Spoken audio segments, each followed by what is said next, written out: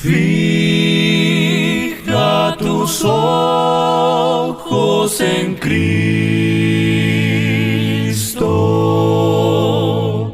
llenos de gracia y amor,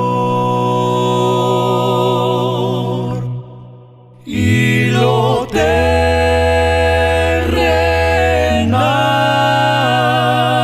sin valor será a la luz del glorioso Señor,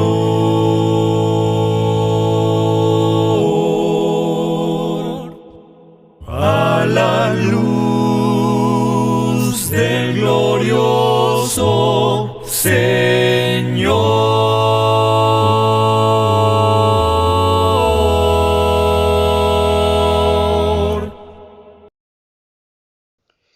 Hola, Dios te bendiga, Dios te acompañe en esta hora en que tomaste la decisión de continuar estudiando la palabra de Dios a través de estos videos, y le ruego al Señor, como lo hago en oración también, para que el Señor nos dirija, tanto a mí como su interlocutor, en este caso, eh, tratando de compartir con ustedes la palabra de Dios, que su Espíritu nos dirija, que su Espíritu nos guíe, que el Espíritu de Dios pueda poner en mis palabras justamente su sabiduría, para que seamos enriquecidos por el conocimiento de la palabra de Dios, y para que de esta manera también el Espíritu de Dios pueda transformar nuestros corazones y hacer lo que el Espíritu de Dios quiere hacer, que es dar frutos, que se vean los frutos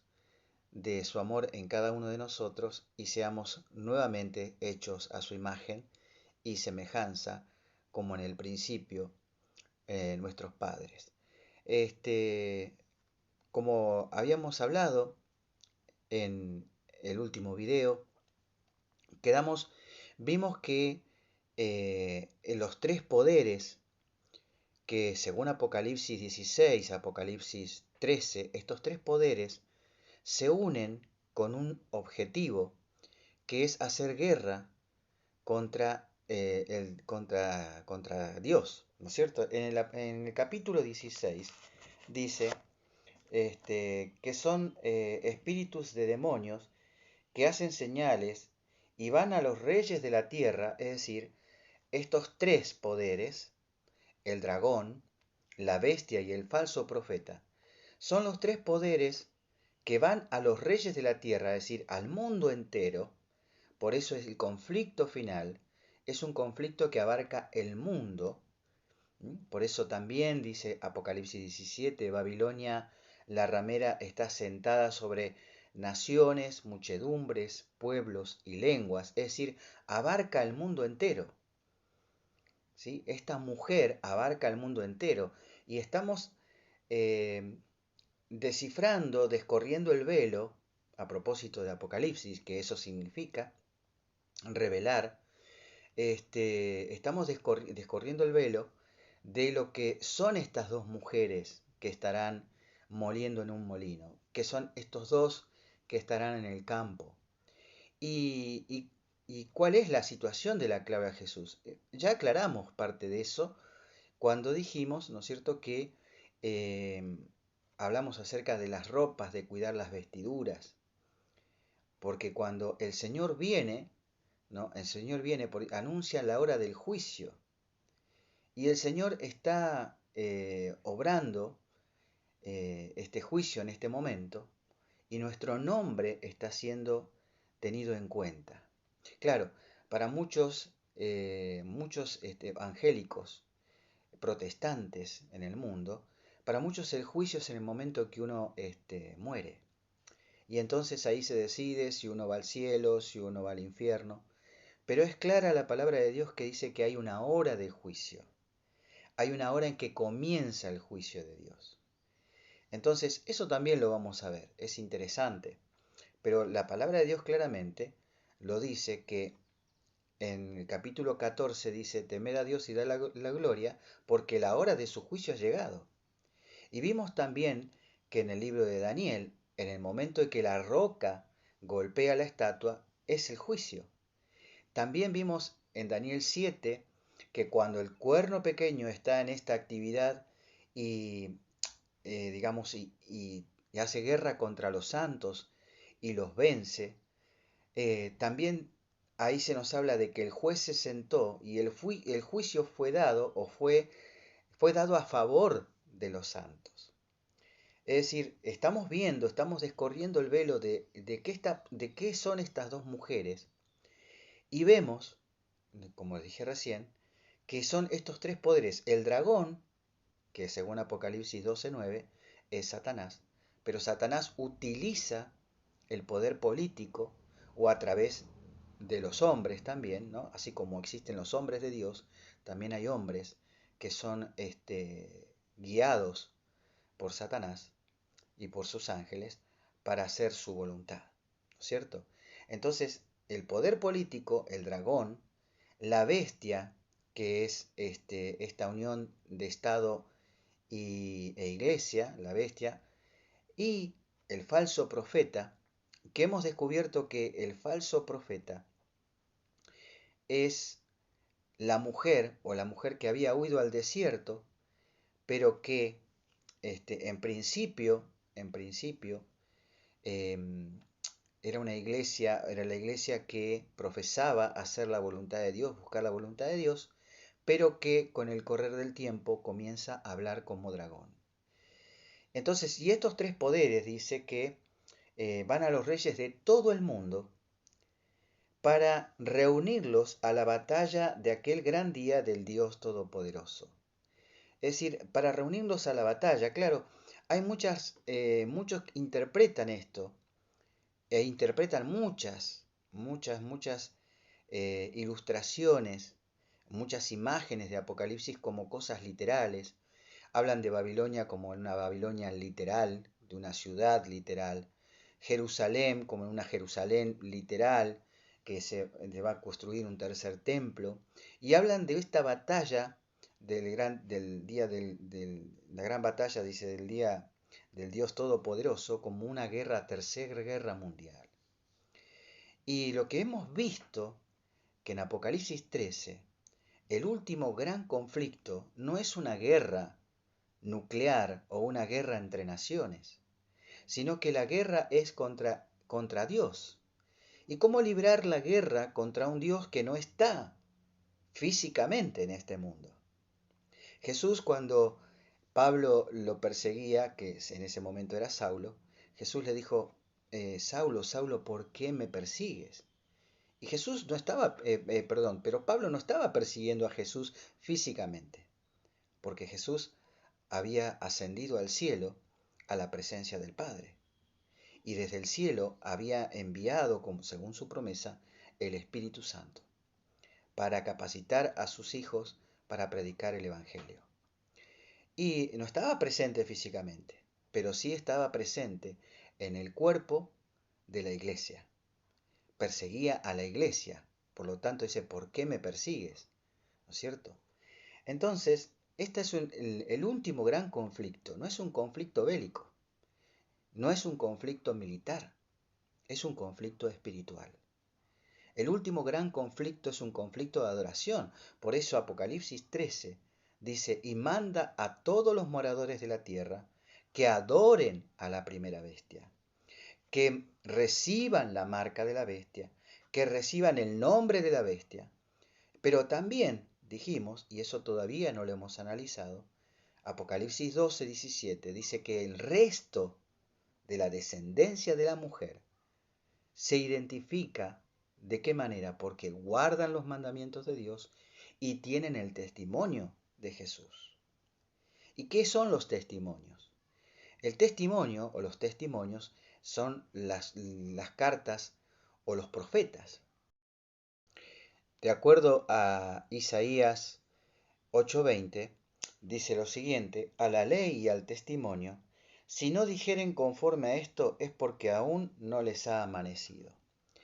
¿Qué ¿Qué está diciendo acá? Y acá también en este texto está hablando acerca de los profetas.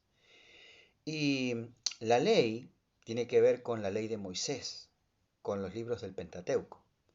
Y el testimonio tiene que ver con los escritos de los profetas. Entonces, ¿qué es lo que tienen? ¿Qué es lo que tienen este resto, esta descendencia de la cual todavía no hemos hablado? Porque solamente estamos hablando de la mujer, de la mujer de Babilonia, del cuerno pequeño, de la primera bestia, ¿no? Que es la protagonista, que es una de estas mujeres, ¿no? Que es una de estas mujeres. Estamos dando muchas, pero muchas referencias a esto. Todavía no hemos hablado acerca de la otra mujer, de cuál será tomada, cuál será la dejada, que también tenemos que definirlo. Pero creo que hasta acá hemos avanzado muchísimo para que podamos entender que cuando Jesús dice, he aquí que vengo como ladrón en la noche, no es que Jesús viene en su segunda venida, ni que Jesús viene secretamente a llevarse a su pueblo. Jesús viene en un momento que nosotros no pensamos. Jesús viene, Jesús en principio lo que hace es, viene a observar cómo estamos, para decirlo de una manera simple, cómo estamos. Por eso estudiamos Apocalipsis capítulo 3, donde vemos en la iglesia de Sardis, donde el Señor habla de este tema. Nos dice, ¿no es cierto? Si no has cuidado tus ropas, vendré sobre ti. Vendré sobre ti. Esto significa el juicio. ¿Sí? Y el juicio, como dije, está descrito, está en las profecías. Y el pueblo de Dios, el pueblo escogido de Dios, el remanente fiel, el resto de la descendencia de la mujer, tiene estas dos características. Guarda los mandamientos de Dios y tiene el testimonio. ¿Qué es lo que tiene del testimonio? Tiene el espíritu de la profecía, dice Apocalipsis, si no me equivoco, 11:19. Dice, tiene el testimonio de Jesús es el espíritu de la profecía. Es decir, todos los profetas tienen el mismo espíritu, es decir, todos conservan la misma línea. Por eso, un verdadero profeta también se identifica con esto. Un verdadero profeta jamás va a contradecir a otro profeta. Bien, entonces vemos que el conflicto final no es un conflicto bélico, es un conflicto de adoración.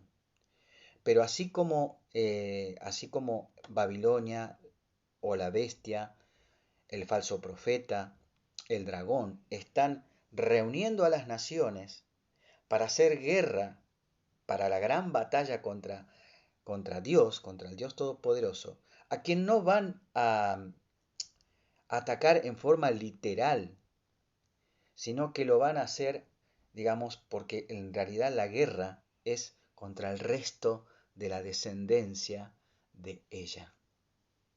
Porque la batalla es contra el resto de la descendencia, los que no adoran a la bestia y a su imagen, dice el capítulo 15, y que habrán vencido, por eso en el capítulo 15 habla de la victoria de aquellos que habrán vencido a estos tres poderes, que no recibieron la marca de su nombre ni el número de su nombre, ¿no es cierto? Y han vencido. Entonces, lo que nos dice Apocalipsis es que estos tres poderes, el dragón, la bestia y el falso profeta del capítulo 16, ¿quiénes son en Apocalipsis 17? Bueno, vamos a leer Apocalipsis, el capítulo 17, para que veamos que en el capítulo 17 son otros los nombres, pero siguen siendo los mismos poderes. Entonces, a continuación del capítulo 16, que habla acerca de las plagas y demás, y que habla de estos tres poderes, que la tarea que tienen es reunir al mundo entero para pelear, para luchar, para hacer guerra. Acordémonos también lo que dice el libro de Daniel, ¿no es cierto? Que el cuerno pequeño hizo guerra contra los santos y los venció. Entonces, acá también se nos dice que se preparan para la batalla del día del Dios Todopoderoso. ¿Cómo? Bueno, juntan, unen, preparan al mundo para ponerlos a todos de un solo lado. Si es posible reunir a todos, todo el mundo, pero no lo van a lograr, porque el Señor se va a reservar un grupo que va a ser un grupo fiel, que va a ser un grupo que va a anunciar todas estas cosas y que se van a poner de parte de Dios para anunciar la verdad mientras aún hay tiempo, mientras aún hay lugar para la salvación.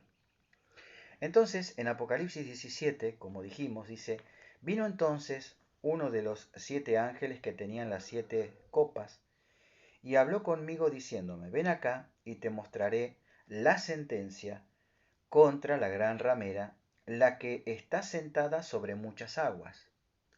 ¿Sí? Más adelante, Apocalipsis 17 dice, ¿qué son las aguas? La ramera, una mujer infiel, que es la iglesia, la mujer representa a la iglesia, esta gran ramera, está sentada, o sea, es la que gobierna sobre el mundo entero. ¿Y cuál es el método que utiliza? Lo dice acá.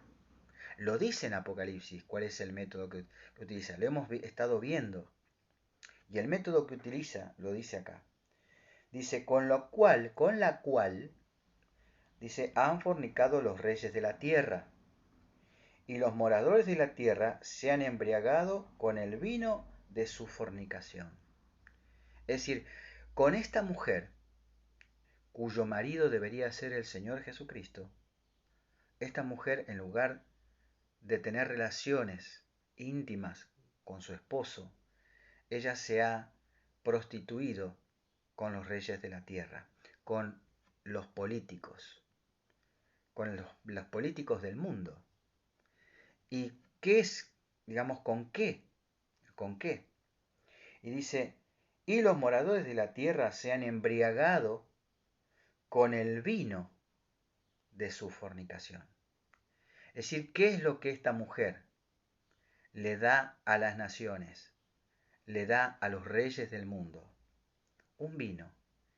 El vino lo podemos leer si ustedes quieren cuando Jesús le enseñó a los discípulos lo que muchos llaman la misa, lo que otros llamamos la Santa Cena. Le enseñó que el hecho de beber del jugo de la vid, ¿no? Es beber, representa la sangre representa la vida representa a Cristo, Cristo es su palabra, es la palabra de Dios. Pero dice que le ha dado beber el vino de su fornicación.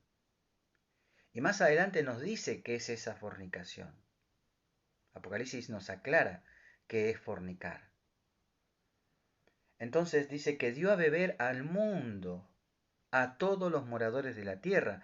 Es decir, les dio a beber, lo que significa la fornicación, le dio a beber al mundo un vino adulterado, que es la palabra de Dios adulterada, que es un mensaje de la palabra de Dios adulterado, que no es la verdadera palabra de Dios. Le ha dado beber a todo el mundo, a los moradores de la tierra, les ha hecho beber y los ha embriagado. Quiere decir que están borrachos. Y una persona borracha no tiene la capacidad de discernir lo que hace y cómo lo hace. Continuamos leyendo. Y me llevó en el espíritu al desierto, y vi a una mujer sentada sobre una bestia escarlata, que tenía nombre de blasfemia, y tenía 7 cabezas y 10 cuernos. Esto también es importante también poder estudiarlo, pero lo haremos en otro momento. Dice, y la mujer estaba vestida de púrpura y escarlata, y adornada de oro y de piedras preciosas y de perlas, y tenía en la mano un cáliz de oro, lleno de abominaciones. ¿Qué es lo que tiene el cáliz? El vino. y el vino son sus abominaciones. Y después vamos a estudiar para qué cosas son abominaciones para Dios también, para que entendamos cuáles son, o que mejor dicho, para que entendamos qué es el vino embriagador que la mujer le dio a las naciones a beber, con el cual se han embriagado las naciones. Es muy importante esto, porque esto nos va a ayudar a entender también las características que tiene la mujer. Entonces, dice, con las abominaciones y de la inmundicia de su fornicación, y en su frente un nombre escrito, un misterio, Babilonia la Grande, la madre de las rameras, dice, la madre de las rameras y de las abominaciones de la tierra. Vi a la mujer ebria de la sangre de los santos y de la sangre de los mártires de Jesús, y cuando la vi, quedé asombrado con gran asombro. Es decir, el profeta no puede creer lo que está viendo. Vio a la mujer ebria de la sangre de los santos, ebria de la sangre de los mártires de Jesús. Es una mujer que se ha llevado la vida de millones de hijos de Dios. ¿Qué es lo que vimos en Daniel 7? Lo que venimos viendo también en otros textos bíblicos, que esta mujer, o el cuerno pequeño, hace guerra contra los santos y los vence. Pero ahora el Señor va a cambiar el juicio, va a rectificar el juicio. Por eso dice que hay una hora de juicio y que Él tiene un pueblo que, así como la gran mayoría en el mundo, se va a coaligar con estos tres poderes que luego serán divididos, y eso también lo vamos a ver. Se va a coaligar estos tres poderes para hacer guerra contra el pueblo de Dios, contra el pueblo de los santos. ¿Volviendo a qué? Volviendo a querer vencerlos, derrotarlos, exterminarlos. Por eso también Apocalipsis habla en los sellos, que creo que también ya lo hemos visto, donde el Señor les dice a los que murieron por causa de Cristo, los que están debajo del altar, y claman a Dios, Señor, ¿hasta cuándo? Y entonces el Señor le dice el tiempo que va a llevar y la hora del juicio, de reivindicar o vindicar a los hijos de Dios que murieron injustamente, pero les dice que antes de que eso suceda, dice, se debe completar el número de los consiervos suyos que habrán de morir igual que ellos. Y no nos olvidemos que Jesús, a lo largo de su ministerio, habló también de que sus hijos también serían perseguidos, y que muchos de nosotros también nos advirtió que muchos seríamos llevados a la cárcel, otros serían llevados, a otros serían asesinados, y que para esto teníamos que prepararnos. Pero el Señor también nos dice que si aquellos días no fuesen acortados, nadie sería salvo.